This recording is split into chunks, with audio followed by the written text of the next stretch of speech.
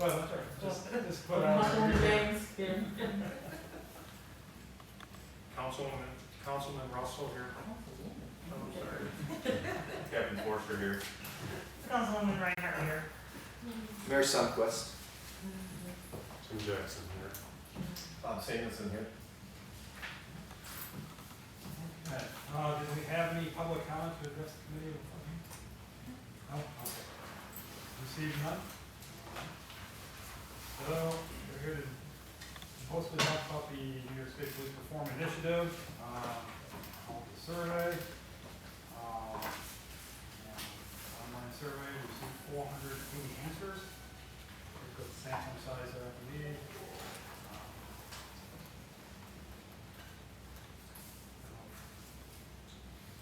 Mayor, if you want to go over it, somebody sums up.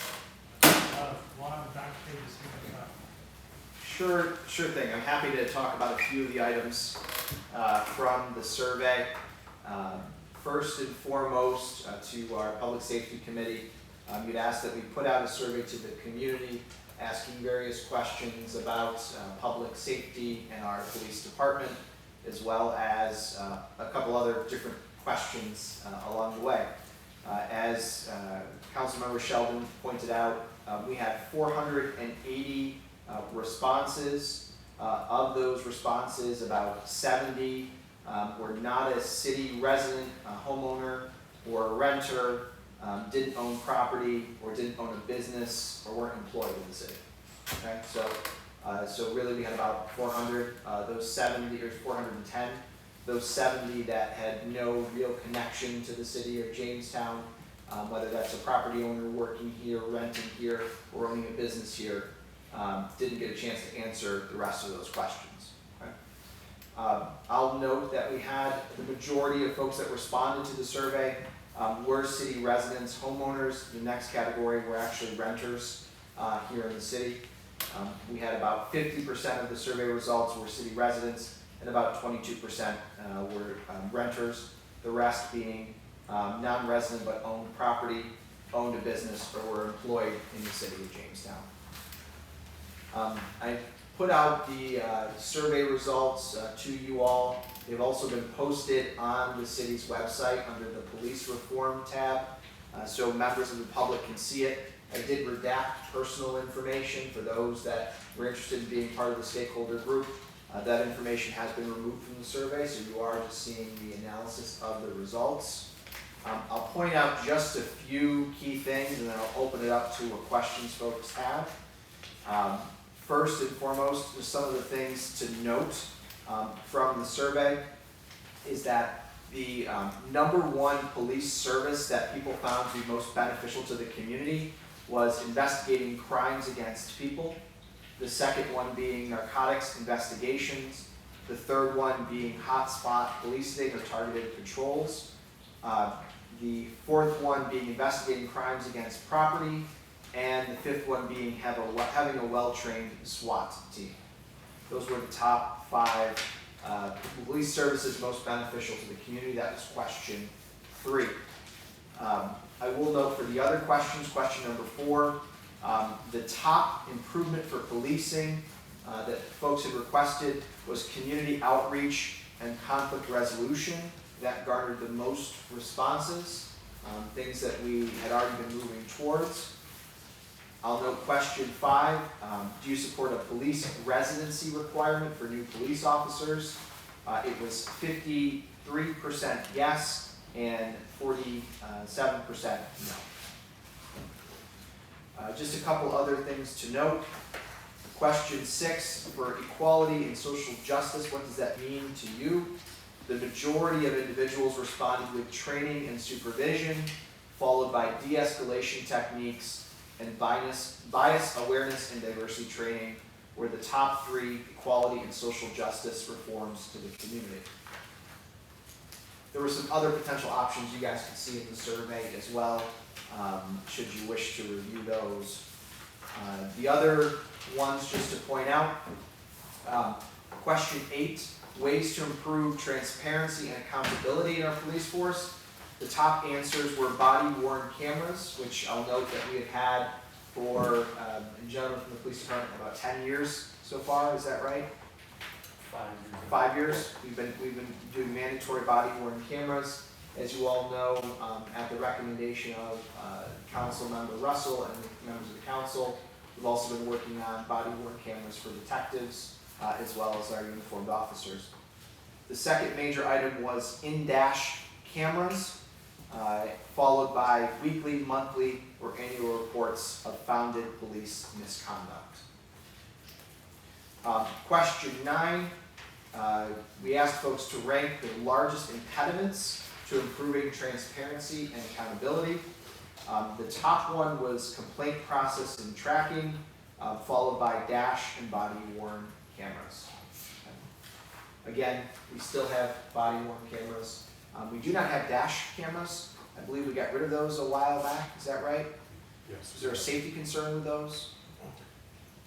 The thought was that since we have body worn cameras, we wouldn't need dash cameras as much, and they're expensive. The cost. Question 10 was, what level of force do you feel is appropriate for the Jamestown Police Department to use in our community? We've had a lot of discussions nationwide over this. The top choice in the community was the duty to intercede and report. You may have noticed that the city of Buffalo actually just passed a local law on the duty to intercede, Carroll's Law. And I will note for all of you that I believe we have a general order on the duty to intercede. Is that correct? Is there some type of order regarding it? No? Not officially. Not officially? Okay. So there is a potential there for folks. The second largest level of force that folks felt was appropriate was early intervention systems, and the third was less than lethal weapons. Those were the majority of the questions. The rest were demographic questions for just kind of our purposes of who is answering the information. And we did have approximately 59 individuals that indicated that they would like to be contacted for more information for a stakeholder group. Those range from all different kinds of business to just general community members. In addition, before we go, first off, I'll stop and ask, are there any questions on the survey data as it is so far?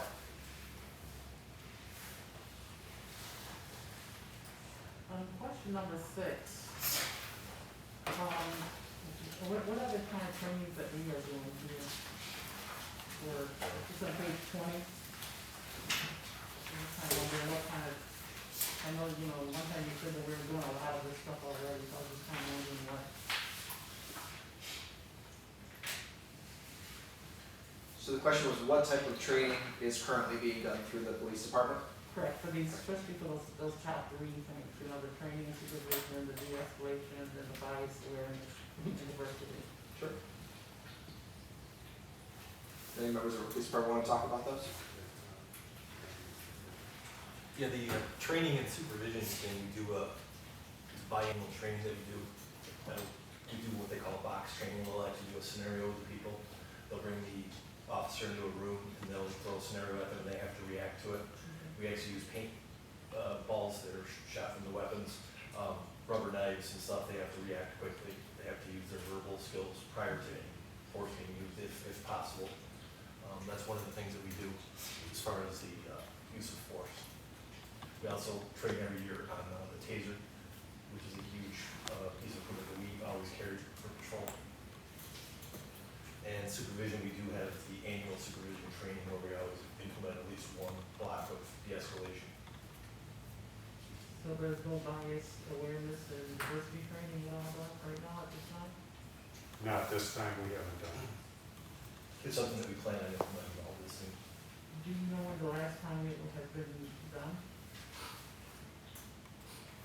It was more than 10 years ago. It was in this room here, but it was more than 10 years ago. It was long ago. I will note that there is a lot of training in de-escalation techniques. Is that correct? Yes. Okay. When you say supervision, training and supervision, what's the supervision part? Is that for the people who aren't on patrol, or? That's When you say training and supervision, what might that look like? targeting supervisors, the training's right at supervisors, at an annual supervisor training. That could also include meetings that we have, we'll have annual meetings or quarterly trainings, staff meetings, command meetings, Okay, where we'll discuss these things, and those are done several times throughout the year. okay, thanks.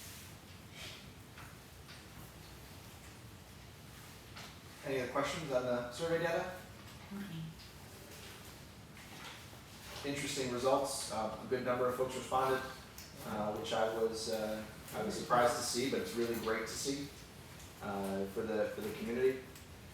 Before we move forward, we did. Captain Forrester put out some information regarding a statewide police reform and reinvention survey from the New York Conference of Mayors. We will make sure that that is posted to our website as well. But this morning there was a webinar for the New York Conference of Mayors with a few different cities that have been undergoing this reform process as a way to kind of help and figure out where are we as compared to other cities. I wasn't able to join this morning, but members of our police staff were on that. And so if you all could just give a bit of an update to the council on where are we at as compared to what other cities are doing on the police reform initiative. Thank you, Mayor. I think the police department in general is overall on schedule with the other police departments around the state. In some areas, we would definitely be ahead of schedule because there's very few policies that we don't have that we need to create. We may have to change or amend a couple, but very few changes. So in that regard, we're ahead of it. I think our next step is to get together our stakeholder groups and get feedback from them as to what they believe should happen with our police department and what the needs are and issues are of the city. Many cities have not yet started drafting their reform legislation. So many are still in the data collection phase, which we are. We've obviously done the survey, and as the interim chief Jackson mentioned, we should be moving more towards stakeholder groups now as the next part of what this looks like. I do want to let this group know, as the Public Safety Committee, you guys tell us how you want that to look. We'll give you some recommendations, but we'd really like to have you all help us be a bit more engaged in this process. Part of the stakeholder groups require that we bring together the DA as well as attorneys, probation, social service agencies, other police officers, and we also have a large group of stakeholders that have indicated they'd like to be contacted for more information. So I think one of the things Interim Chief Jackson and I were chatting this morning about was we can easily pull together a lot of the different stakeholders, the social services, the probation, the DA, but what we need the most is to convene those stakeholders, those 58 people that want to provide some additional feedback. So what we'd like to propose is to recommend, and you guys can tell us how you'd like to do this. We're happy to put together the other groups, the social services, the probation, the DA, but we'd like you all to help host Zoom sessions for those stakeholders that are interested in providing feedback on what should police reform look like here in the city. So, Chief, is there anything else that you want to add to that? Anything that we missed from our conversation? No, I don't think so. Okay. So tell us what you all think. We're here to ask how you want to move forward with this. The idea would be we wanted to review the data by the 15th of November, start to make sure that we get all the stakeholders in the next few weeks, and then by December, January frame, have a draft which we can then push to public comment. So we're still on target for that. But wanted to know how you guys want us to bring the stakeholder groups together. Well, you have the 58 people who expressed some interest, correct? That is correct. Are you intending to have all of your stakeholder conversations via Zoom, the DA ones, and because probably just easier to do everybody together on a Zoom at this point, almost every city is doing it just by Zoom or teleconference, Okay. given the numbers of COVID cases.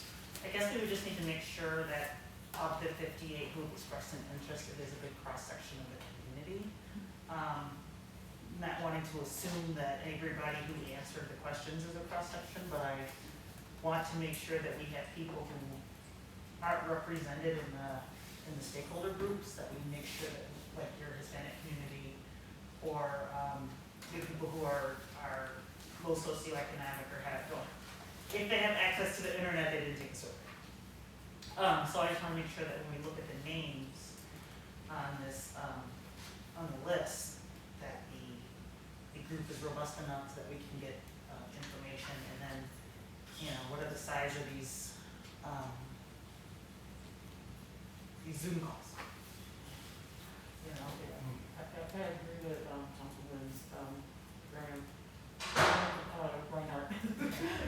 And, you know, and maybe even including those groups that have been having those, you know, when the sheriff was having those meetings with you know, some of those community people. And I think, you know, between that 28 and those community groups, you're probably got a great cross-section of people without having to search out community people, and they're already active, and you don't wanna leave them out. Like, when it gets to a point like that, because they're like, oh, you don't want them to get all suspect, like, now it's time to do the work, and nobody's contacting us, so. Those people who have already been meeting with, you know, I would just include them in that 58 number. And would you do, when you do the Zoom, would it be 2 different meetings, or would it be 1 meeting? Would it be with the, you know, like with the DA and the social workers, then with the community people, or would it just be 1 big meeting that you're looking at having? So that everybody's getting the same information at once, or disseminating it twice, or? So, I think the intention would be to have smaller group meetings. I don't know, we're kind of looking to you all how you want to handle that. Our recommendation would be to break up those 58 stakeholder groups into smaller 10 to 15 groups. And we'd love to have each one of you host one of those groups. We will also include in there some of our police officers and any other community members you all want to have during that time frame, that time period. And then we would also have the police department pull together the other stakeholder groups, the social service groups, the business owners, the probation, the DA. We could do those as a series of a couple groups or as one larger group, but we found what we do for some of the work we do for other public comment on documents where we receive federal funding, having some of the smaller groups just multiple times seems to work better to capture feedback. I wonder also if, just looking at structure, if you have the not-for-profits, they're talking, I don't know if we're gonna have the same series of questions or what have you, but the not-for-profits versus the business owners might answer the question all very differently. And I think they need to feel the ability to be able to have that conversation in a space where everybody kind of knows their situation. What I would hate for is somebody who feels like, for lack of a better term, they're not treated fairly by the police, to sit in with the business owners who think the police are doing a good job, and then you have not that stuff going on. So I guess I want people to feel like whatever conversation we have, they're in a safe space where they're looking through the lens of their own place on the committee. And then we say, well, you know, not-for-profits felt this way, business owners felt this way, high school students felt this way, all about the same question, and then, I don't know if that's the right way to do it, but sometimes when you get a heterogeneous group, some voices take over and other voices don't necessarily get heard. So I would hope that we could look at it that way. I think you'd get a more true outcome, you know, the people would be more comfortable that it is safe, and then they stay more. They will still go safe.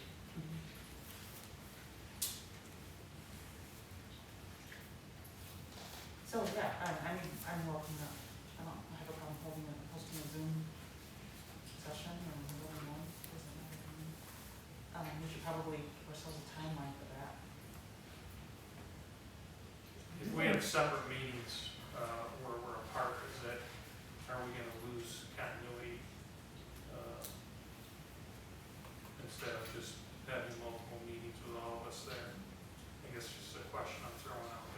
Well, I think you could all be a part of it. I would say we'll just have one of you host each of those meetings, and we'll have some guiding questions, right?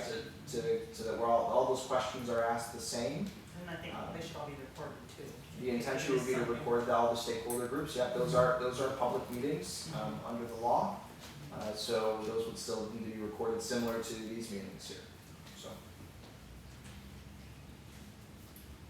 And I think that all sounds reasonable. I think some other groups are the way to go. One big group, I don't think you get much accomplished. Okay. Did you say November 15th? November 15th is when we wanted to review the data by, and so today is obviously a couple days before, so we're on target. Okay, So all right, so I think I'm gonna zoom. not having Zoom meetings by then. Well, that's not happening, yeah. So We if should probably give ourselves a timeline for those. Yep. So if that is the case, my recommendation would be, we'll ask the police department to schedule kind of the feedback groups for the DA, the probation, social service, incarcerated persons, and then other buckets. Is that all right with you all? Do you have, you mentioned those. Mm-hmm. What other buckets, categories were you thinking? I mean, I don't have my, I don't know how many people I've given my copy. I keep asking Michaela for another copy, and then I give it, here, have this, and so. Michaela, There are other groups. Faith-based Faith-based. groups. Okay. I think we talked about business owners, nonprofits, Schools was one, and schools. Okay, schools.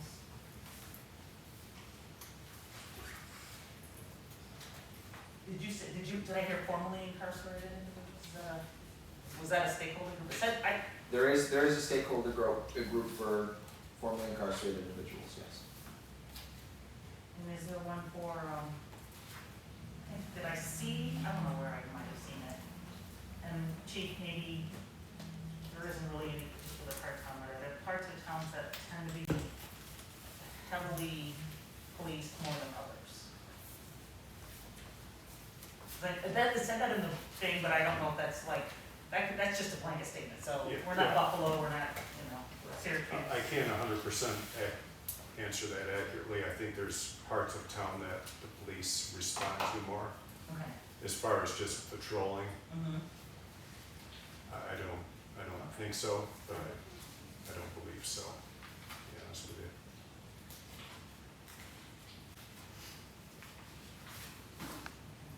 There tends to be more areas in town that receive more calls for service than others. I wouldn't call those areas being policed more. Those people in the areas are calling the police more than some other areas. And I think that has to go along with the hotspots that was mentioned in the surveys. You know, if a certain area, we're getting more calls for service, the officers tend to spend more time in that area during that time, and then, you know, move around. Do we have any, do you have any just anecdotal off the top of your head? Information on what those calls tend to be? The domestic violence? I mean, it's really everything. I couldn't pinpoint one right now. It's domestic violence, it's, criminal mischief, it's disorderly persons, unwanted persons. Check well-being is a pretty high call that we have. So there's not, without seeing the numbers, I couldn't pick one out specifically. But your data is disaggregated that way when you answer the calls, you have a category that things don't. I'm interested to see what most of them, I mean, you have nothing better to do, I'd like to know. Are they mostly, We did post loud music or? we did post our weekly statistics on our Facebook Oh, you page. did, okay, great. So, I have that up for you. As of last week, October 25th through October 31st, the top 10 calls for service included domestic violence, which was 29 calls, check the well-being, 29 calls, suspicious situation, 23 calls, and noise complaints, 21 calls. That's for the week? That was for the week, yes. There were more, I could go through the whole list. No, no, no, but I just did the top few of them. Is that high numbers, low numbers? It's typical. I think It's typical? Yeah, typical. So, typical for the situation we're in, or typical, it's been like that for several years? It's been like that for. Okay.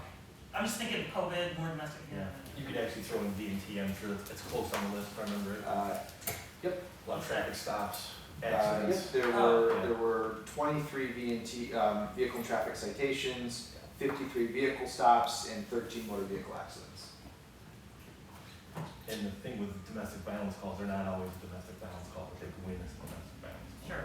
Most of the time they are, but they're not always. The department also produced a heat map of the calls for service for that week. And besides the kind of the peripheral areas, like the larger park areas, the heat map covers the entire city.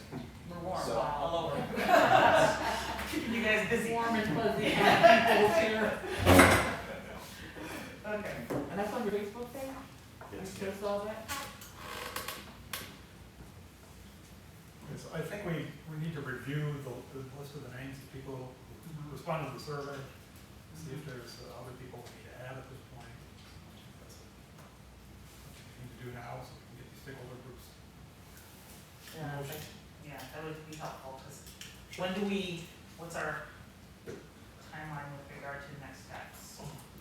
I'm happy to circulate those names. What I'd like to do is I'd like to have my assistant Michaela reach out for days that you are all available, so that we can then reach out to those individuals and say, give them 1 or 2 days out of 3 or 4 to choose from to join in on a group. And if you want to add anyone to those days that you've chosen, then you can add them as well. Does that sound okay? Well, we're gonna see a list first, right? Yes, I have a list. Okay. I will circulate it. It's got personal information on there, Sure, so I haven't Yeah. given it out, but I will send those to you all directly. Well, I almost feel like we Would you need to have it? kind of collectively Of course, please. look through the list to kind of say, and see what kind of, even though we might back each other up in different phone calls, what kind of ones we want to facilitate, become more comfortable with, faith-based people with I feel comfortable with the Hispanic Latino community, so I guess it might be worthwhile to look down that list to see whom we might ask to go to sit in different communities, although I don't know if I call somebody and say, you're in the Fort Wayne part. I just wanna make sure that we all feel comfortable with the committee that we're gonna head up and we might not all know all the names. That's the thing. We don't know what constituency everybody might represent as well. So, that might be. But with the 4 of us, or the 6 of us, we might recognize some names that we can see sitting in different categories. Is that okay? Before we start talking about setting up, maybe we can meet as a group, just to kind of look at those names. Absolutely. And then, from there, we start to build our, I don't know, how's that gonna go? So we'll provide those names to you all, and you can add additional names to that, and then let us know when the days would be best, and we'll make sure that we have all of the technology available to host those calls. In the meantime, I'll ask the police department to start to schedule some of the other stakeholder groups, and we'll keep everyone in the loop on when those groups will be held. And so they will also be recorded as part of this process. This seems like it has to be happening pretty quick, correct? So the timeline for us is to start drafting in December or January the reforms that we would look to have. By February, those reforms will need to be passed, so there'll need to be a comment period in between. So we do have a little bit of time, but it will need to be in the next 3 weeks, 3 or 4 weeks. But the Zoom meetings, because we're gonna have, I don't know how many topics, we could have 5 of them, it sounds like maybe 5 or 6 of these Zoom meetings, so that seems to have to happen pretty quick. Sure. So I was kind of wondering, if we get the names, maybe Tuesday, we just do it like a Zoom or something, I don't know, maybe Tuesday, just to discuss the names so that we can get the process rolling. So that, who knows how many Zoom meetings you're looking about having, just those those groups.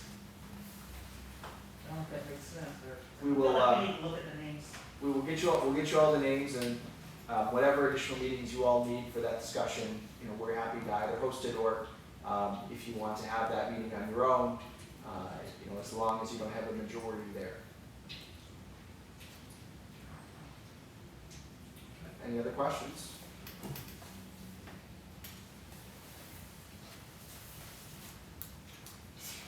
Okay, appreciate that. Anything from our police department? So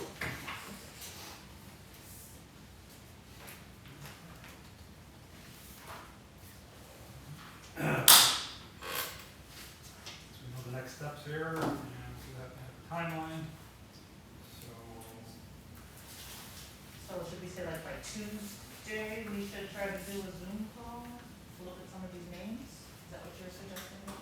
Yeah, I'd like to I just think if this is gonna be the, you know, the biggest thing is, little groups and how many groups are, how many, you know, you're gonna have groups of 10, so you have Well, especially if we 70 don't have- people, you're looking at 7 groups, 7 meetings, or just to help that process along, because you just don't know how many groups that, you know, how many Zoom meetings you're looking at.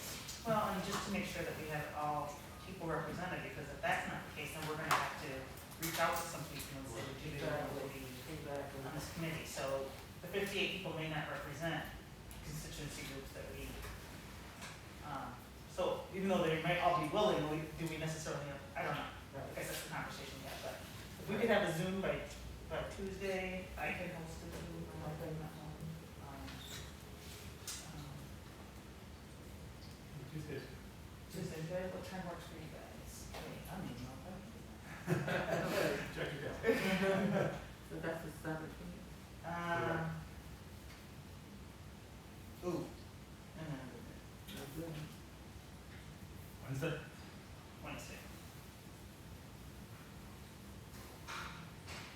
7:18. Does this time work for you guys, or would you like to go earlier? You're talking about, you said the 18th, Yes. available after 1 PM. We do about 1:30? Send you guys an Good. So the 18th at 1:30? email. And I would say just think about other stakeholders might have in mind at this point. Yeah, hopefully if we get the list before that, then when we get together, we can talk.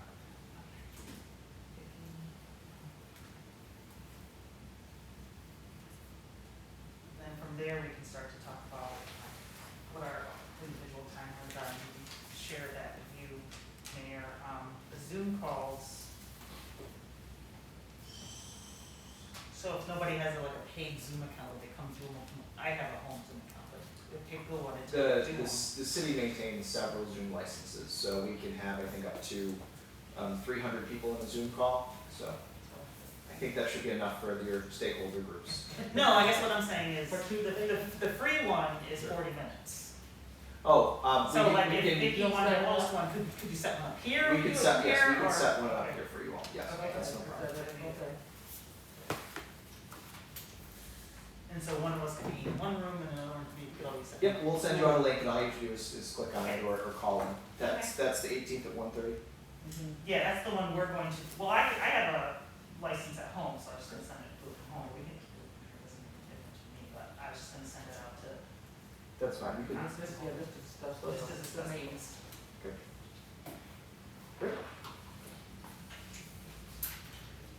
we'll get rocking and rolling on that.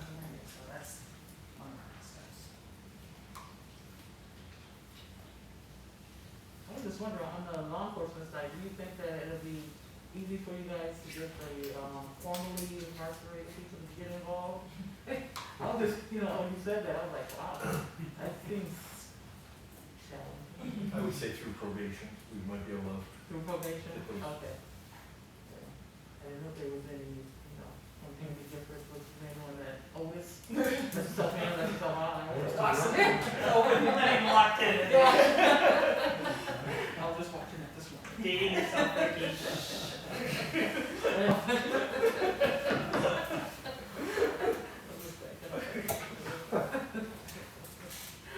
Okay,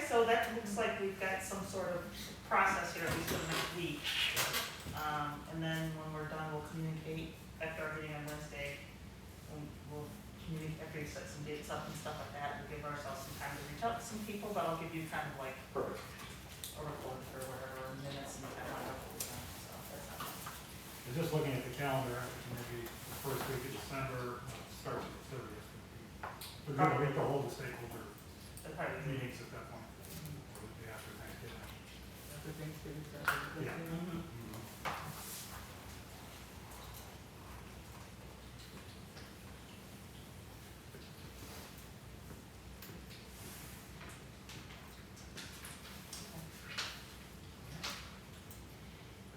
Any other questions on that? Good.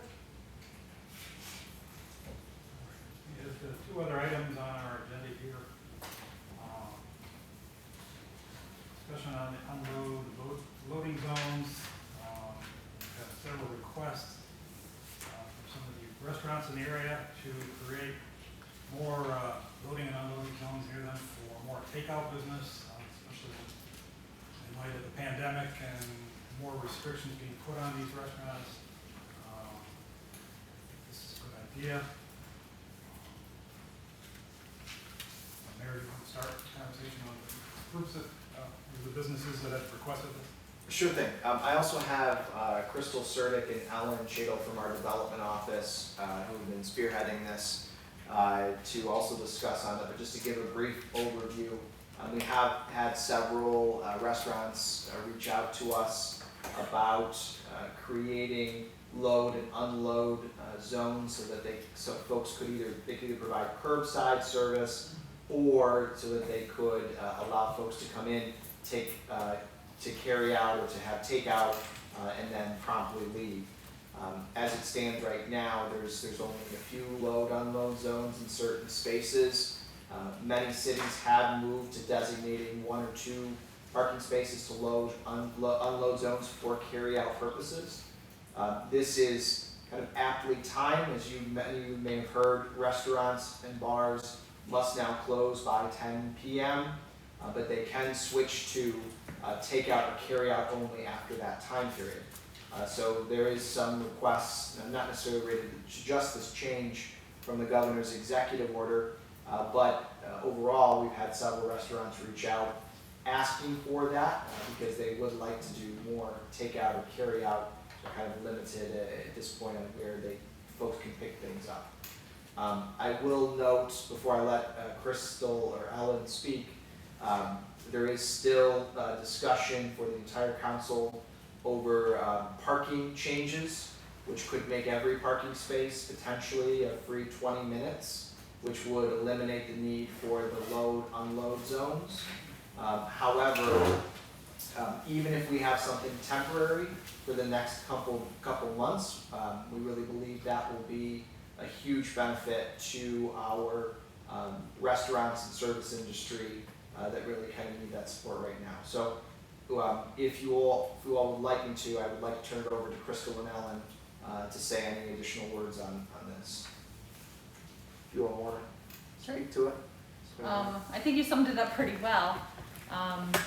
Obviously the need is there. As the mayor mentioned, we have had several requests from restaurants to, whether it's put a sign or designate a spot directly in front of their restaurant to allow for that just quick run in, run out from their customers. So, and looking at the way things are heading with the pandemic and kind of shifting back to that takeout only mindset, anything that we can do, if it's temporary or that if it ties in with the parking changes that are being proposed, I think that we are certainly in support of it and are happy to talk through any questions or whatever you may have. So, do you have anything to add? No, not really.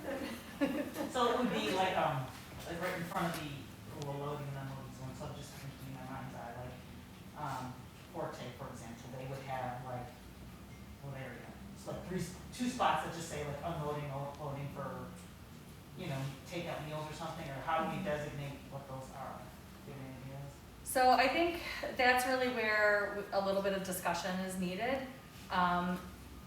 the timing of this is kind of perfect, because we are talking about, switching over to the 20-minute, free parking, citywide. That would eliminate us having to have this conversation, frankly. But if we are not ready to do that, and that's gonna take a bit longer, if we want to be able to kind of act now and assist our restaurants and businesses now, it could be a number of ways. We could have a designated, a sign that our parking, department puts up and has that designated spot. It could be based on by request. I think we may see, or like every restaurant is going to want to take advantage of this. So I think we have to be careful about the way that we do it. I also think that that's where the timing is right to enact that 20-minute free parking proposal that we've been talking about. I don't want to suggest that we skip ahead if we're not ready to do that, but I think to do something temporary now and enact a loading zone, and like we could get a flood of requests, and then all of a sudden we're putting up signs all over the city, all over downtown. Maybe what we really should be doing is focusing on what that citywide parking is going to really look like. So I think that's where we come to you, and you tell us what your thoughts are. So are you saying that even now with all the free parking downtown, it's an issue with people picking up things from restaurants and? Yeah, because we have even where the free parking zones are, there are still a lot of zones that are not free parking. So if someone needs to just run in to Four Below, for instance, they could potentially run in and run back out in less than 10 minutes, and they could already have a ticket on their vehicle. So they're one of the restaurants that have requested to have a loading zone. Labyrinth Press and Brazil have also requested that, and they're just kind of outside of that free zone. So I think that any restaurant or business that is not located within that free zone is going to be looking at this as a potential issue for them. In regards to those two businesses, there are already loading zones near both of those businesses. There's one on Second Street right near Pine, on the same side of Four Below, and then there's one on Fourth Street, right by Pine Street as well. Yeah. So there's two, we've already got those, but the mayor did mention another one on North Main Street, there is no Right. loading zone. Right. So they're requesting more loading and unloading zones? Or? Yeah, they want to have them directly in front of their business. I think, when we're talking about the winter months coming, I think that's could be a potential, especially if there's someone who has mobility challenges or whatever, being able to take advantage of that. The other thing might be, we've talked a little bit about, maybe it's not a restaurant, maybe it's a shop, right, a retail shop, and somebody wants to pull up and park, and they run out whatever they ordered online out to them. So, it's, an opportunity for them to have kind of a standing zone as well, right? Like,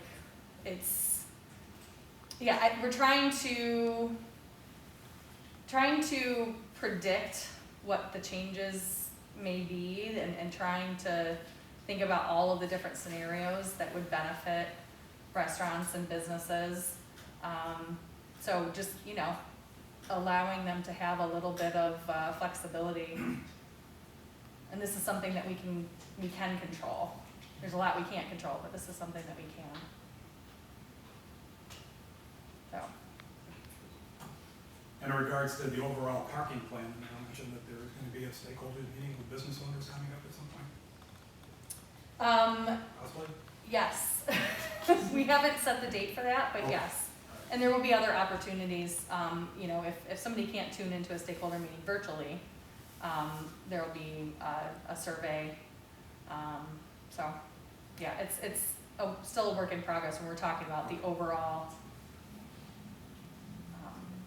Yes, I think we want to see or hear what business owners have to say before we're gonna move forward with any parking plan changes, so.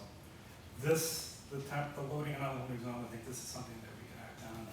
If I remember correctly, the last time we had one was when, the North Main Street Chop House went in. But I believe that went through Yeah. Public Works, because that was on Public Works. That, I think you're right. Restaurant opened. I think you're right. So it was approved through Public Works as well. So, I think that it needs to go through Public Works after, you know. Yes. We say, And, let's add some more. we've had this conversation with DPW, with Jeff Lehman, so he's been part of this conversation as well. We, with adding in so many, load unload zones, it does have some impact on public safety, which is why you're the first committee to meet, and so we figured we'd bring it to you first, and then also, we'll bring it through Public Works. What we'd like to do is just kind of get your thoughts to see if there were any additional feedback, but propose spaces to be designated as temporary load and unload zones, even if it's for a couple months, right, like 1 or 2 months, and to get us into January. And we can post those, obviously with a council vote, but we figured we asked from the Public Safety Committee, is there any feedback that we should know in thinking about that? With the intention on Monday night to provide you all, next Monday night, provide you some areas where we think that those could be potentially posted. I think it's a good idea. Question, do you have, like, if you could guesstimate, I mean, how many of these spots that you could possibly have? I mean, are we looking at, you think that if, once the word gets out, that every business down here is gonna want, or, you know, a free spot? I think that there's great potential for that, which is why, you know, if this is something that you think that we should pursue, looking at, we have a map that identifies where all of our current loading zones are. So what we'll do is we'll overlay that with some additional, so that there's not, you know, every spot can't become a loading zone, right?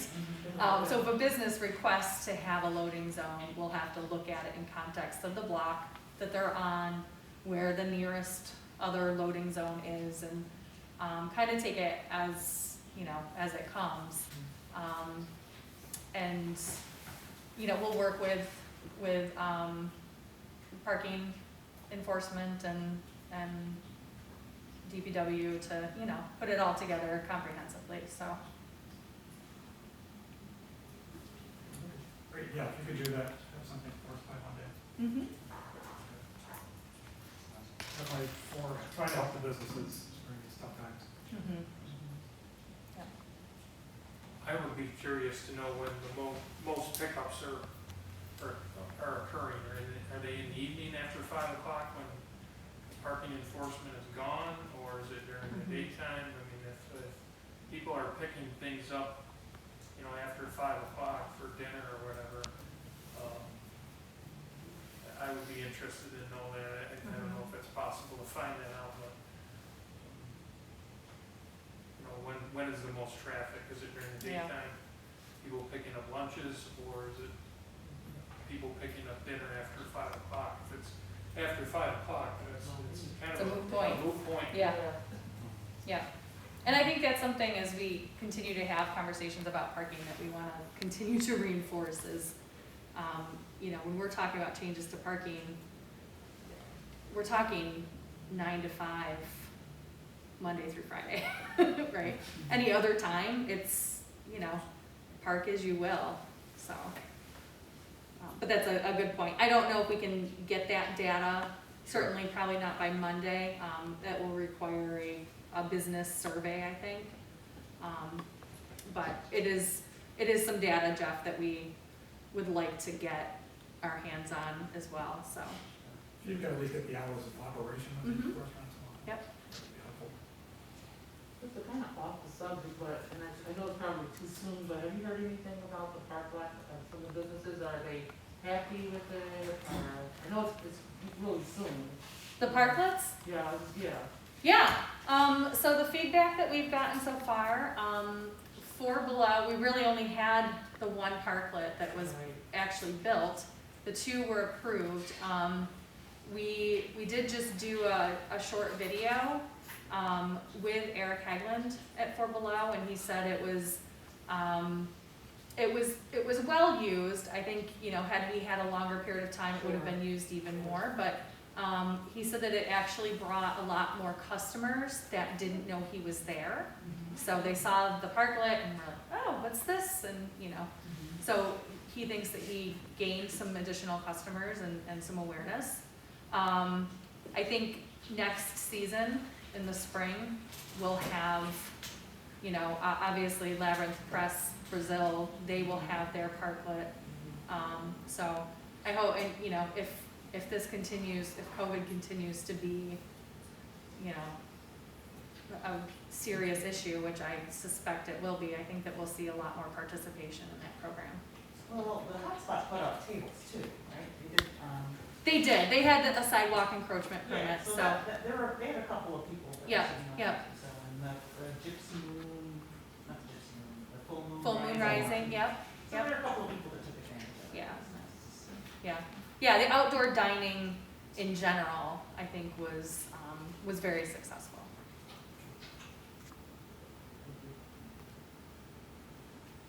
Any other questions on loading zones? Thank you. Okay, and our last item on our agenda is the downtown holiday cruise. Special event application has been submitted by the city here to celebrate the lighting of our Christmas tree out on Tracy Plaza.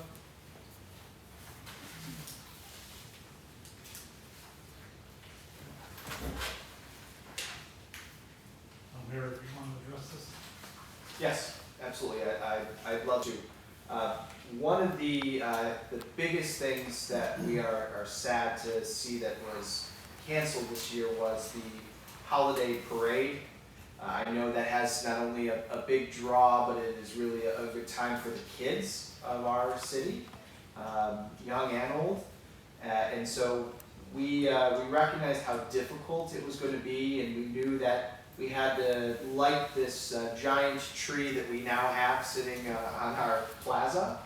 And our team got together and we said, well, is there anything that we can do? So in looking at kind of what a few other cities have done, in particular the city of Geneva, back in Halloween, did a traveling Halloween parade where they went from neighborhood to neighborhood with a parade. So in getting together, we said, what else can we do? So we talked about, well, what if there was a way for us to do a reverse parade, where instead of the parade going down the streets and the people are on the outside looking at it, well, what if we brought the people through the middle of the streets and the parade being on the outside? So a little bit different. I know you're looking at me like this seems strange, but let me explain it.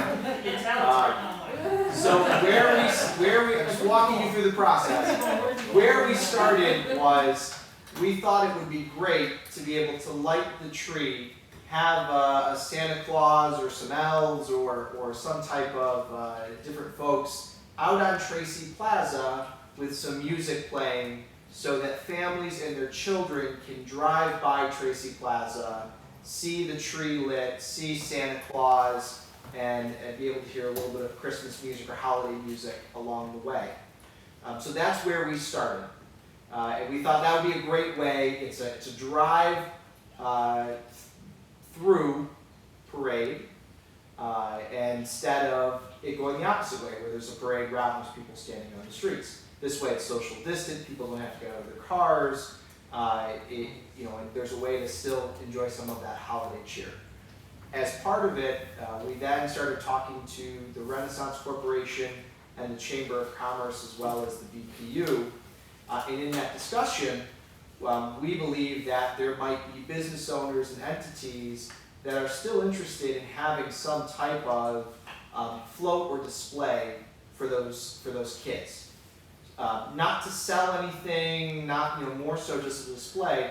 So we talked about closing down parts of 3rd Street and using the parking spaces as a way where businesses could put up a display, so that as the kids and their families are driving down 3rd Street to get to the tree lighting and the Santa Claus and the music, they'll see other things along the way. So we've put together an application. This is something very unique that we came up with.